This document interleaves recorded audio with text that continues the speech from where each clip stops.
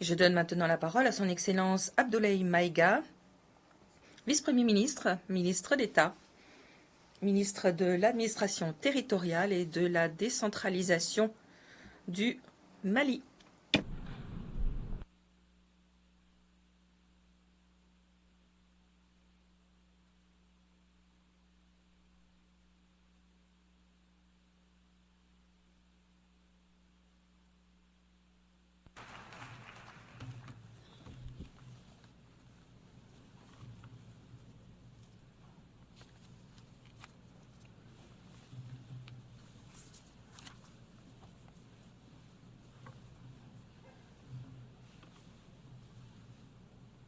Monsieur le Président de l'Assemblée générale, Mesdames et Messieurs les chefs d'État et de gouvernement, Monsieur le Secrétaire général de l'Organisation des Nations unies, Mesdames et Messieurs, à l'entame de mes propos, je voudrais vous adresser les chaleureuses salutations de Son Excellence le colonel Assimi Goïta, président de la transition, chef de l'État du Mali, celles du gouvernement et du peuple malien.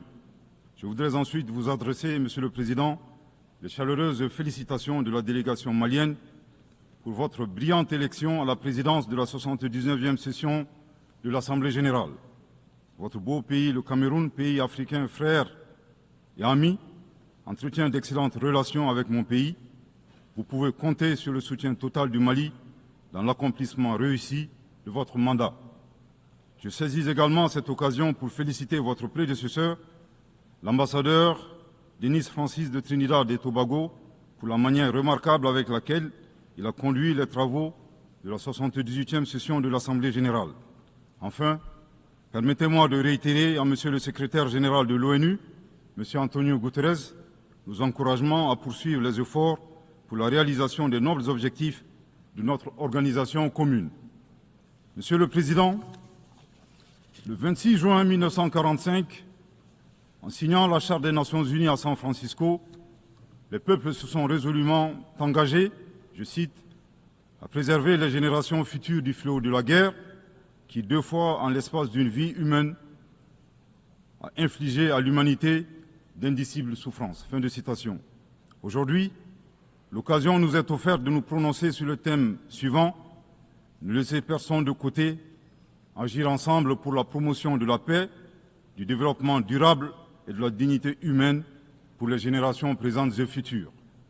Le choix de ce thème qui intervient 79 ans après la signature de la Charte des Nations unies est-il un pur hasard ou le résultat d'une construction mentale? Nous l'ignorons. Cependant, force est de constater malheureusement que se pose encore avec forte acuité la problématique de la préservation des générations, non seulement celle du futur, mais également la nôtre.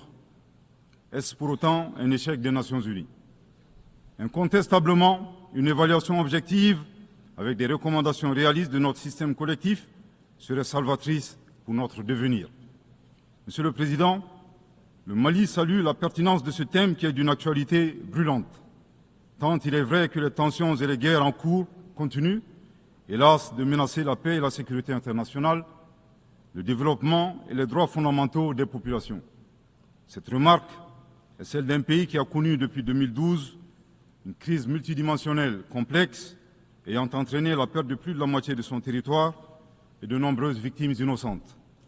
Suite à une association à la fois incestueuse et opportuniste de groupes terroristes et de groupes armés. Monsieur le Président, le drame du Mali remonte à l'allégeance à Al-Qaïda du groupe salafiste pour la prédication et le combat, le GSPC algérien, le 11 septembre 2006, exacerbé par l'intervention militaire hasardeuse de l'OTAN en Libye en 2011. La déstabilisation de ce pays frère a aggravé les facteurs d'insécurité dans nos pays, à savoir le terrorisme, les trafics en tout genre, le blanchiment de capitaux, les conflits communautaires manipulés par les terroristes et leurs sponsors étatiques étrangers, et les actions violentes d'individus isolés. Pour leur part, les autorités maliennes, après avoir fait le constat de l'échec des forces internationales présentes sur le territoire national depuis 2013, ont décidé de reprendre leur destin en main. Ainsi, depuis le 7 juin 2021, après la prestation du serment de son Excellence le colonel Assimi Goïta comme président de la transition chef de l'État, s'est ouvert un vaste chantier d'équipement et de réorganisation des forces de défense et de sécurité associé à un projet de refondation du Mali. Les Assises nationales de la refondation, lancées en décembre 2021, ont permis aux Maliens de procéder à un diagnostic exhaustif des causes de la crise, puis d'adopter 517 recommandations pertinentes. À ce sujet, après avoir vécu une insécurité imposée par l'état de nature, le constat concernant le Mali est effarant. Violenté, humilié, pillé et torpillé, abandonné en plein vol, poignardé dans le dos, les expressions ne sont pas limitatives pour décrire la souffrance subie par le peuple et les forces de défense et de sécurité maliens. Fort de cette expérience et réalisant que le péril malien ne résultait que de l'état de nature, son Excellence le colonel Assimi Goïta, président de la transition chef de l'État, s'est contraint d'élaborer une vision réaliste de la géopolitique en convoquant un proverbe populaire en langue bambara, ici traduit librement et contextualisé, je cite, « La succulence de la sauce des uns dépend du pillage des bovins des autres ». Fin de citation. Thomas Hobbes, décrivant l'état de nature de manière identique, affirmait, je cite, que l'homme est un loup pour l'homme. Grâce à ce proverbe qui fait référence à la gastronomie et à la cinégétique, le chef de l'État décrit la dure réalité impitoyable des relations internationales et surtout la place de l'Afrique, dont le pillage des matières premières a servi au développement des autres et non celui des Africains dans leur grande majorité. À cette vision s'ajoute une orientation du chef de l'État qui appelle les Maliens, dans le cadre de la refondation, à redevenir eux-mêmes. En effet, le chef de l'État a procédé le 23 avril 2024 au lancement du programme national d'éducation aux valeurs, qui vise un retour aux sources sans lesquelles il serait difficile d'envisager un avenir radieux pour notre pays dans sa quête légitime de souveraineté. L'invitation à redevenir nous-mêmes ne saurait faire l'économie de la question de savoir qui nous sommes. La réponse immédiate à cette interrogation est donnée par la devise du Mali, un peuple, une grande famille, nation cosmopolite, un but, magnifier la diversité dans l'unité, unis pour bâtir le bien commun, et enfin une foi, la foi à ce que Dieu a donné comme ressource pour la réalisation de la prospérité.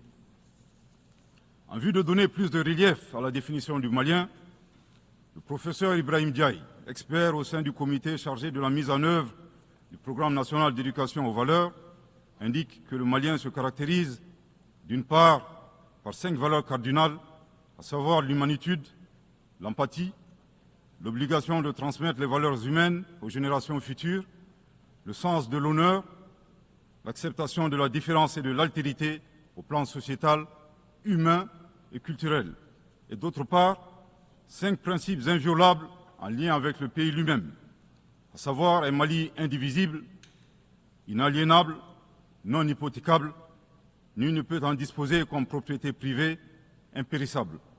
Monsieur le Président, en privilégiant d'être eux-mêmes, les Maliens créent une troisième voie, ne pas devenir des prédateurs, des barbares sans foi ni loi, à la recherche des bovins d'autrui, ne pas devenir les éternelles victimes impuissantes face à la prédation. La voie médiane promue par le Mali consiste à réaliser notre développement en empruntant un chemin plus vertueux. Veiller au respect de notre souveraineté tout en respectant celle des autres. Refuser l'hétéronomie tout en refusant de nous ingérer dans les affaires intérieures des autres. Être ouvert à tous les partenariats sur une base gagnant-gagnant. Aussi, il est important de relever que ces principes et valeurs caractérisent, mutatis mutandis, les peuples frères du Burkina Faso et de la République du Niger.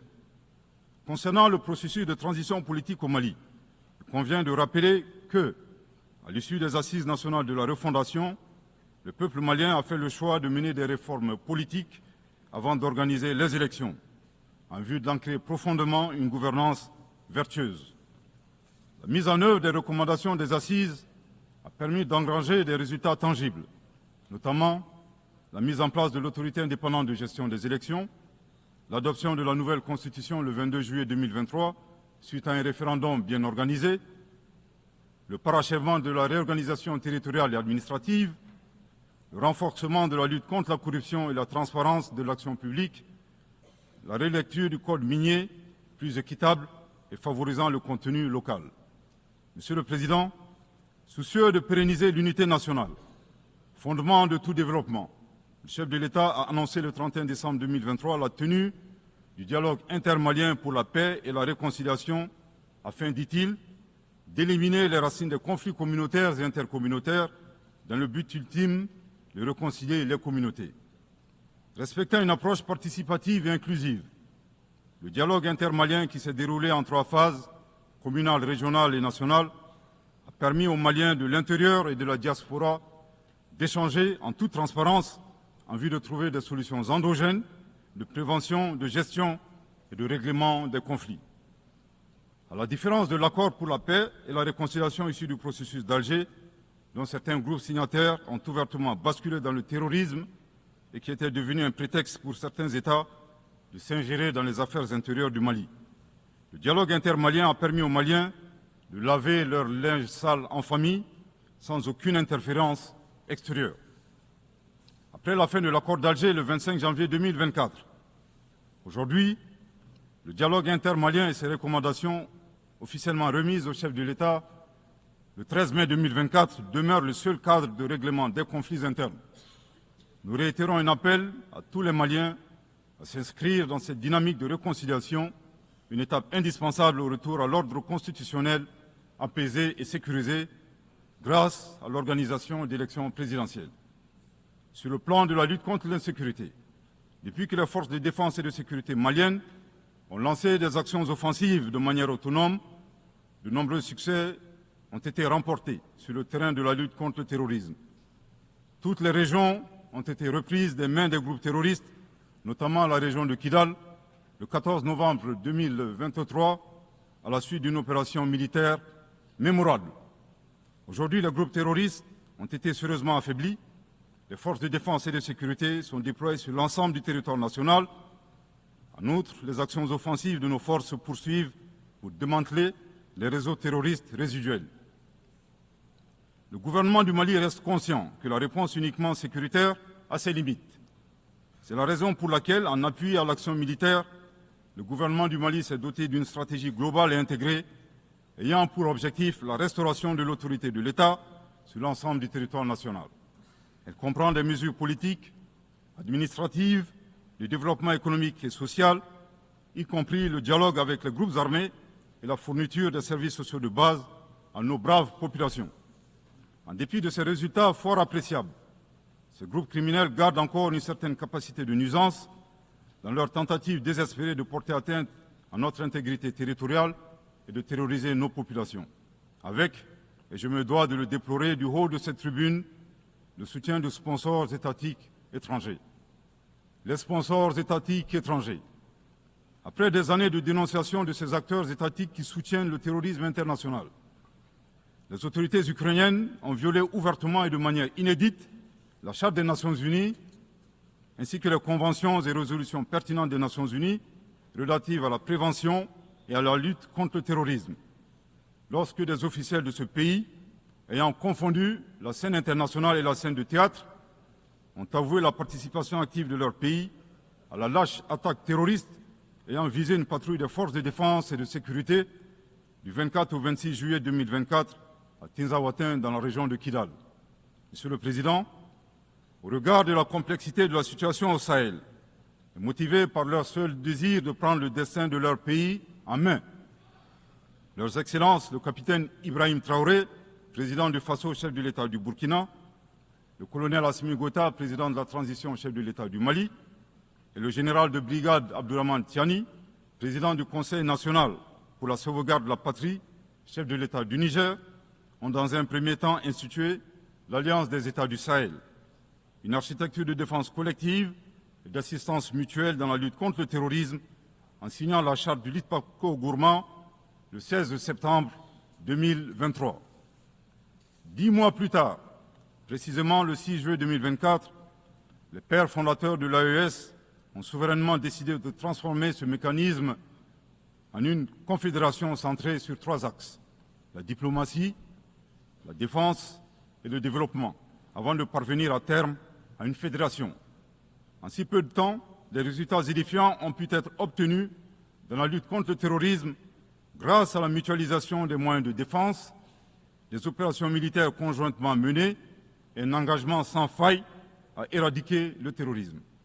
C'est la raison pour laquelle les États membres de la Confédération des États du Sahel ont adressé le 19 août 2024 une lettre conjointe au Conseil de sécurité des Nations Unies pour dénoncer le soutien des autorités ukrainiennes au terrorisme international, condamner l'agression contre le Mali, demander au Conseil de sécurité de prendre des mesures appropriées contre les autorités ukrainiennes.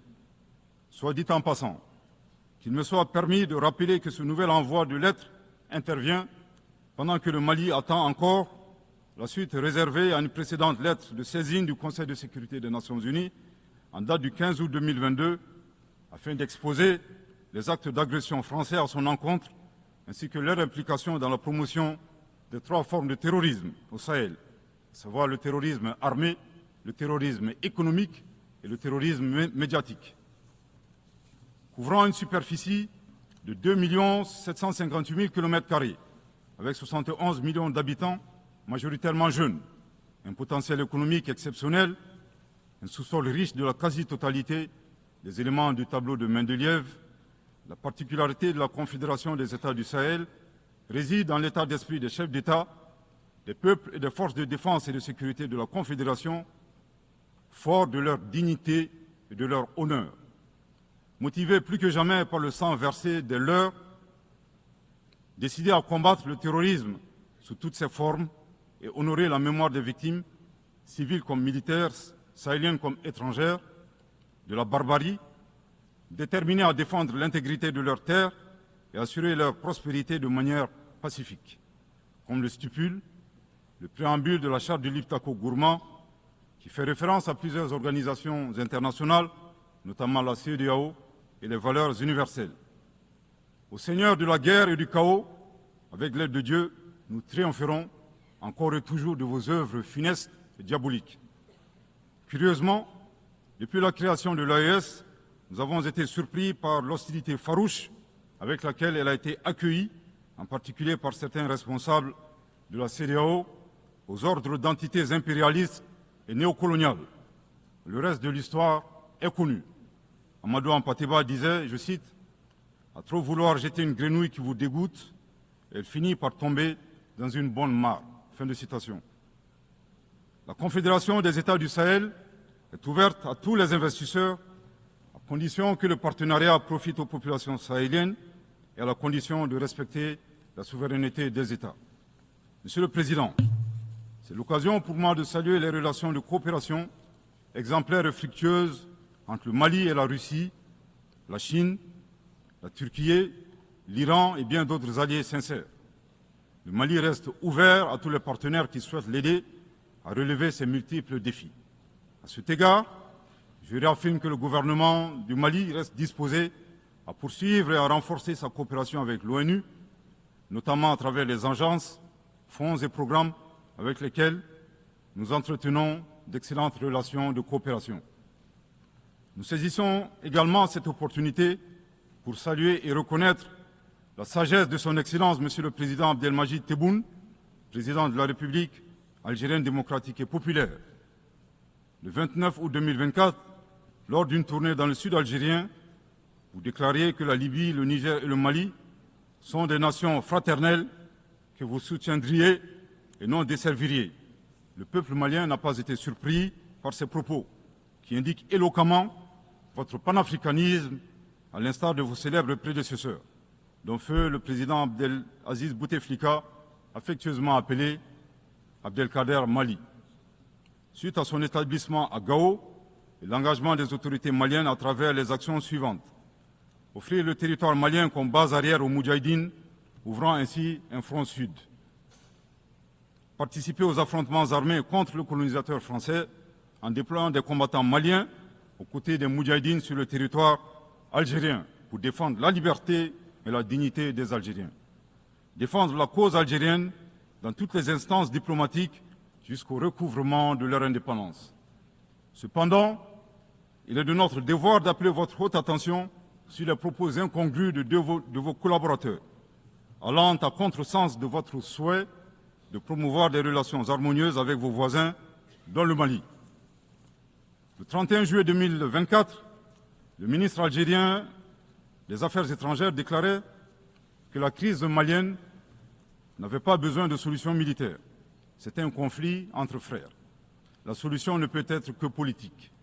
Au sujet de l'accord d'Alger, il a affirmé qu'il avait été bénéfique pour le Mali et avait préservé la souveraineté et l'intégrité territoriale du Mali.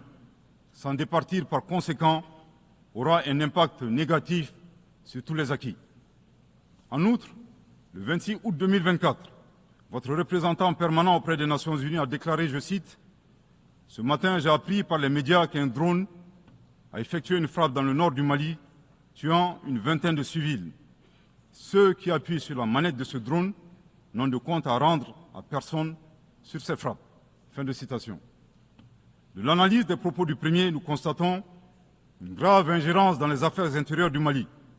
En effet, la nature de la solution déployée par les autorités maliennes ne concerne que les Maliens. Depuis la fin de l'accord d'Alger, le 25 janvier 2024, les Maliens n'expriment qu'un seul vœu le concernant, que son âme repose en paix. Monsieur le ministre des Affaires étrangères, l'accord est bien et belle mort, vos incantations ne serviront pas à le ressusciter. Vous me donnez l'occasion d'une part de vous réitérer que nul ne peut aimer le Mali plus que les Maliens, et d'autre part de vous rappeler que le Mali et son peuple ne seront pas des spectateurs face aux assauts et l'adversité. Pour chaque balle tirée contre nous, nous réagirons par réciprocité. Pour chaque mot employé de travers, nous réagirons par réciprocité. À bon entendeur, tant pis. Quant aux représentants permanents algériens, en plus d'offrir le gîte et le couvert, certainement avec de succulents plats de tchèque-tchouka et de chorba, à des terroristes et des renégats en débandade, son rôle d'estafette désorienté ne contribue guère à la promotion des relations de bon voisinage. De ces propos, il ressort des accusations graves et infondées. D'une part, la qualification de la nature civile des victimes à partir des médias est aventureuse et diffamatoire. Et d'autre part, en affirmant que les opérateurs de drones n'ont de compte à rendre à personne, il alimente une campagne de désinformation contre le Mali, tout en soutenant l'idée que les voyantes forces de défense et de sécurité maliennes seraient incapables de piloter des drones. Il me plaît ici de rappeler que la montée en puissance des FAMA n'est pas une vue de l'esprit, mais une réalité tangible qui a permis de reprendre le contrôle de l'ensemble du territoire national. Concernant l'usage des drones, les opérateurs sont bien des Maliens qui agissent avec professionnalisme, à l'instar du reste des forces de défense et de sécurité maliennes, et traitent les cibles terroristes suivant des procédures conformes aux normes internationales. À titre de rappel, il y a quelques années, les acteurs de l'instrumentalisation des droits de l'homme, déterminés à ternir la performance antiterroriste de l'armée nationale algérienne, ont mis en exergue la question subversive du qui tue qui. Aujourd'hui, nous sommes troublés que le représentant permanent algérien ait rejoint la tendance manipulatrice des droits de l'homme pour s'attaquer à l'armée malienne. Le Mali exige de ces deux énergumènes diplomatiques qui cessent d'entrer dans l'histoire à reculons. Manifestement, ils ignorent tout à la fois de l'histoire entre les peuples frères du Mali et de l'Algérie et la contribution exceptionnelle du Mali à la guerre de libération algérienne, et certainement de la géographie, car ils considèrent à tort le Mali comme une wilaya, c'est-à-dire une province algérienne. Je répète, le Mali exige de ces deux énergumènes diplomatiques qui cessent d'entrer dans l'histoire à reculons. Manifestement, ils ignorent tout à la fois de l'histoire entre les peuples frères du Mali et de l'Algérie et la contribution exceptionnelle du Mali à la guerre de libération algérienne et certainement de la géographie, car ils considèrent à tort le Mali comme une wilaya, c'est-à-dire une province algérienne. Je répète pour une dernière fois, le Mali exige de ces deux énergumènes diplomatiques qui cessent d'entrer dans l'histoire à reculons.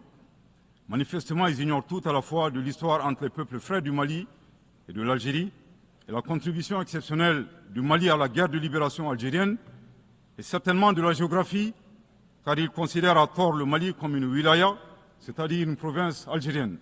Monsieur le Président, sur la situation régionale et internationale, le Mali reste très attentif au développement en cours en Afrique et dans le reste du monde. Ainsi sommes-nous préoccupés par le niveau de violence au Moyen-Orient, notamment dans les territoires palestiniens occupés. Le peuple malien réaffirme son soutien au peuple palestinien frère dans sa lutte légitime pour l'autodétermination. Le gouvernement du Mali réitère son appui à la solution à 2 États, Israël et la Palestine, vivant côte à côte, en paix et en sécurité, à l'intérieur de frontières sûres et internationalement reconnues. Nous condamnons sans réserve l'usage indiscriminé de la force par l'armée israélienne contre les Palestiniens. Au plan humanitaire, le Mali est préoccupé par la situation précaire des millions de réfugiés et de déplacés internes dans le monde, du fait des conflits armés, des catastrophes naturelles et des changements climatiques. J'ai en ce moment une pensée toute particulière pour mes compatriotes réfugiés dans les pays voisins, pays que je remercie pour leur hospitalité et leur générosité. Je voudrais les assurer que le gouvernement malien ne ménagera aucun effort pour continuer à les assister et pour créer les conditions leur permettant de rentrer dignement et en toute sécurité dans leur localité d'origine. Les multiples défis à la paix et à la sécurité internationale appellent à la réforme de l'architecture dédiée des Nations Unies. Dans la même veine, le Mali continue de plaider pour la réforme de la gouvernance mondiale politique, économique et financière afin de créer les conditions optimales et justes du développement de nos pays. Dans cette dynamique, le Mali continue de plaider pour la réforme des institutions financières internationales comme la Banque mondiale et le Fonds monétaire international. De même, nous saluons les modèles alternatifs et crédibles tels que les BRICS. Les changements climatiques constituent également une menace réelle pour les générations présentes et futures. Nous devons avoir le courage de sortir du dogmatisme ambiant et des jeux d'intérêts étroits concernant cette problématique. À cet égard, le temps est venu de mettre effectivement en œuvre les décisions de nos sommets et de nos COP. Il est nécessaire que les pays à l'origine du réchauffement climatique assument leurs responsabilités pleines et entières, y compris celle de soutenir les efforts des pays du Sud pour un développement respectueux de l'environnement. Monsieur le Président, pour terminer, je voudrais faire observer que cette 79e session de l'Assemblée générale se tient dans un contexte de défis immenses pour nos États et pour nos institutions multilatérales. La paix et la sécurité internationale n'ont jamais été autant menacées depuis les 2 grandes guerres, y compris par le terrorisme international et l'extrémisme violent. Dans un tel contexte, il sera difficile d'atteindre les objectifs de développement durable à l'horizon 2030 en termes d'éducation, de santé, d'accès à l'eau potable, d'énergie et de justice. Cependant, malgré ces péripéties, le Mali reste disposé à jouer toute sa partition dans la mise en œuvre de ses engagements nationaux et internationaux, tout en gardant un certain espoir en l'avenir. Que Dieu bénisse le Mali et préserve les Maliens des forces obscurantistes et destructrices du monde. Que Dieu bénisse la Confédération des États du Sahel et préserve les populations sahéliennes des forces obscurantistes et destructrices du monde. Que Dieu bénisse l'Afrique et préserve les Africains des forces obscurantistes et destructrices du monde. Que Dieu bénisse le monde et préserve l'humanité entière des forces obscurantistes et destructrices du monde. Je vous remercie de votre très aimable attention.